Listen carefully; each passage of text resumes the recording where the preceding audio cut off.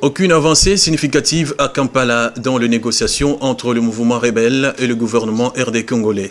48 heures après l'ouverture de ces sommets qui a pour mission d'organiser les dialogues entre les rebelles et le gouvernement de Kinshasa, c'est le statu quo total. Tout a commencé le premier jour par les discours protocolaires, surtout celui de François Rucogoza, représentant du M23 qui a mis le feu aux poudres. Raymond Chibanda, qui voulait répondre aux accusations du mouvement rebelle, a été contraint au silence par le médiateur avec promesse de répliquer à la séance prochaine, prévue le lundi 10 décembre.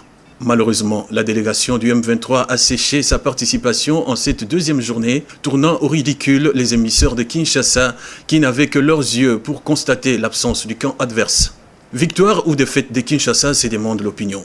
Difficile à l'heure actuelle d'émettre un pronostic, car il serait tôt de prendre position, estiment certains esprits avertis, autant plus que le ministre de la Défense ougandaise qui assure la médiation tentera encore ce mardi de rassembler les deux parties. Dans l'entretemps, Raymond Chibanda, chef de la délégation congolaise, attend de pied ferme l'occasion de faire sa réplique aux accusations du M23. À quoi va-t-on aboutir si les parties en négociation s'adonnent à ces jeux du chat et de la souris, s'interrogent certains observateurs. Nombre d'entre eux estiment d'ailleurs que le gros dos du M23 est une façon d'inviter Kinshasa à l'action. Mais Kinshasa a-t-il vraiment des arguments pour répondre aux provocations du mouvement rebelle? C'est à l'issue de ces assises qu'on verra un peu plus clair.